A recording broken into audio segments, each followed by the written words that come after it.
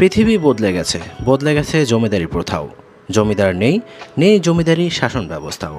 কিন্তু তাদের বাড়িগুলো আজও রয়েছে ইতিহাসের সাক্ষী হয়ে, দেশের বিভিন্ন প্রান্তে স্মৃতির মিনার হয়ে দাঁড়িয়ে থাকা এমনই এক ঐতিহ্যবাহী জমিদার বাড়ি টাঙ্গাইলের ধনবাড়ি নওয়াব প্যালেস।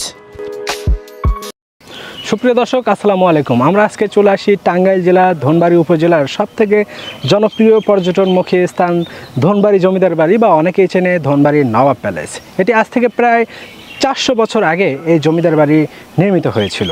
আজকে আমরা এই জমিদার বাড়ি ঘুরবো, কোথায় কি আছে সেগুলো আপনাদেরকে ঘুরে দেখানোর চেষ্টা করব এবং জানাবো এই জমিদার বাড়ির ইতিহাস। চলুন ঘুরে দেখা যাক টাঙ্গাইল জেলার ধনবাড়ি উপজেলার সবথেকে জনপ্রিয় জমিদার বাড়ি বা নওয়াব প্যালেস।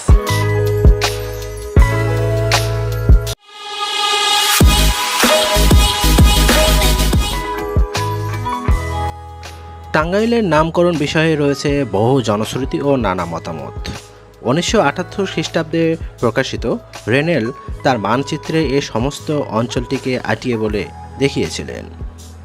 টাঙ্গাইল নামটি পরিচিতি লাভ করে নভেম্বরের 1870 খ্রিস্টাব্দে মহকুমা সদর দপ্তর আটিয়া থেকে টাঙ্গাইলে স্থানান্তরের সময় থেকে।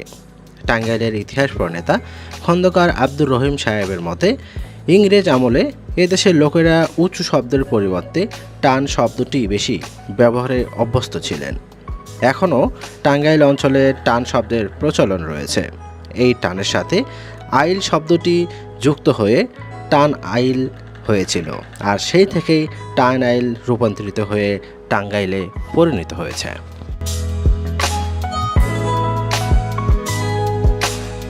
ধনবাড়ি সদর থেকে 5 মিনিটের দূরত্বে ধনবাড়ি নওয়াব প্যালেস অবস্থিত।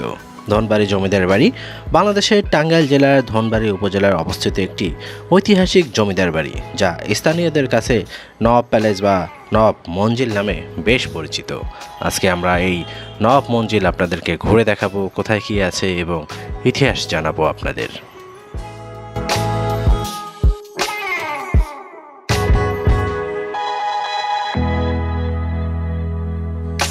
এখানে জমিদারদের বসবাসের জন্য বিভিন্ন ধরনের নকশাখচিত ছোট বড় মিলে বিশাল এক ভবন। পুরো বাড়ি জুড়ে বেশ সুসজ্জিত বাগান রয়েছে। বাগানের পূর্ব দিকে প্রায় 30 বিঘা জায়গা জুড়ে একটি বিশাল দিঘি রয়েছে। বাড়িটিতে আরও রয়েছে ফুলের বাগান, বৈঠকখানা, গোমস্থা, নায়েব, পাইক পেয়াদার বসতিঘর, কাছারি ঘর ও দাসদাসীদের চত্বর।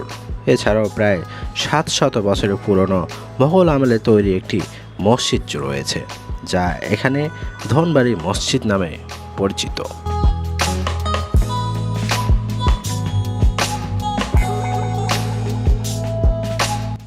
পৃথিবী বদলে গেছে জমিদারি প্রথাও। জমিদার নেই, নেই জমিদারি শাসন ব্যবস্থাও। কিন্তু তাদের বাড়িগুলো এখনও আজও রয়ে গেছে কালের সাক্ষী হয়ে, দেশের বিভিন্ন প্রান্তে স্মৃতির মিনার হয়ে দাঁড়িয়ে থাকা এমনই এক ঐতিহ্যবাহী জমিদার বাড়ি এই টাঙ্গাইলের ধনবাড়ি জমিদার প্যালেস। পর্যটকরা এর নির্মাণ শৈলী দেখলেই বুঝতে পারেন কতটা দারুণ সুসজ্জিত জমিদার বাড়ি এটি। একটু হলেও বাড়তি সৌন্দর্য খুঁজে পায় পর্যটকগণ।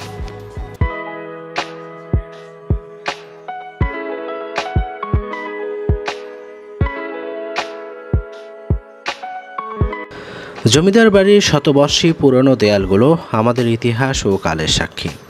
ক্ষয়ে পড়া চুন সুরকির আস্তরণগুলোয় লুকিয়ে আছে ঐশ্বর্যমণ্ডিত ইতিহাস। জমিদারদের বিলাসী প্রাসাদের কার্যখচিত ভবনের সমারোহ। ভবনের দেয়ালে প্রতিটি পরতে পরতে সৌন্দর্যের ছোঁয়া। দেয়ালগুলো শুধু দেয়ালই নয়, যেন অক্লান্ত ইতিহাসের রচয়িতার অলংকার খচিত জীবন্ত ইতিহাসের বইয়ের পাতা, যেখান থেকে আমাদের নবীন চোখ পড়ে নিতে পারে হাজার বছরের ইতিহাস।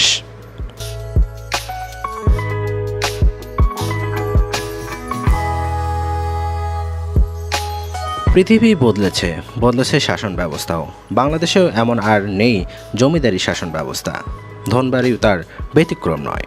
জমিদার নেই, কিন্তু চুন সুরকির নওয়াব প্যালেসের ঐশ্বর্য ও ইতিহাস ঠিকই আজও মাথা উঁচু করে দাঁড়িয়ে আছে ইতিহাসের সাক্ষী হয়ে। অপূর্ব স্থাপত্য কর্মের কারণে ক্রমেই জমিদার বাড়িটি পরিণত হতে থাকে পর্যটকদের জন্য আকর্ষণীয় স্থান। টাঙ্গাইলের বুক চিরে বয়ে যাওয়া বংশায় বৈরান নদীর মধ্যবর্তী অঞ্চলে অবস্থিত এই প্রাচীন জমিদার বাড়িটি অপূর্ব স্থাপত্য শৈলী এবং কারুকার্যে সত্যি মনোরম ও মনোমুগ্ধকর। তবে রিসোর্ট তৈরির পর নবাব প্যালেসে বেড়েছে চাকচিক্য ও আধুনিকতা।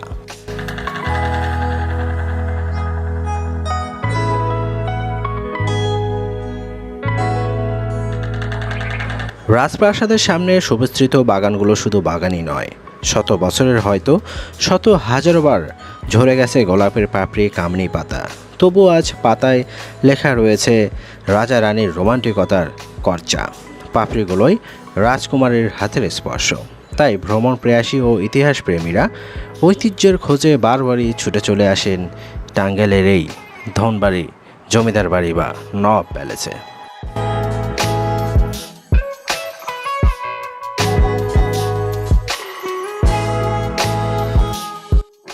এই জমিদার বাড়ির রয়েছে সুদীর্ঘ ইতিহাস। ধারণা করা হয় মুঘল সম্রাট জাহাঙ্গীরের আমলে ধনপতি সিংহকে পরাজিত করে মুঘল সেনাপতি স্পেঞ্জর খাঁ ও মনোয়ার খাঁ ধনবাড়ি জমিদারি প্রতিষ্ঠা লাভ করেন। তাদের কয়েক পুরুষ পরের নবাব ছিলেন সৈয়দ জনাব আলী। সৈয়দ জনাব আলী ছিলেন নবাব আলী চৌধুরীর বাবা। তিনি তরুণ বয়সে মারা যান। নবাব আলী চৌধুরী বিয়ে করেন বগুড়ার নবাব আব্দুস সোবহানের মেয়ে আলতাফুন নাহারকে। আলতাফুন নাহার ছিলেন নিঃসন্তান। তার মৃত্যুর পর নবাব বিয়ে করেন ঈশা খাঁর শেষ বংশধর সৈয়দা আখতার খাতুনকে। নবাব আলী চৌধুরীর তৃতীয় স্ত্রীর নাম ছিলেন সাকিনা খাতুন। নবাব আলী চৌধুরী 1929 সালে মৃত্যুবরণ করেন। নওয়াব ওয়াফ নামায় তার তৃতীয় স্ত্রীর একমাত্র ছেলে সৈয়দ আলী চৌধুরী এবং মেয়ে উম্মে ফাতেমা হুমায়রা খাতুনের নাম উল্লেখ করে যান।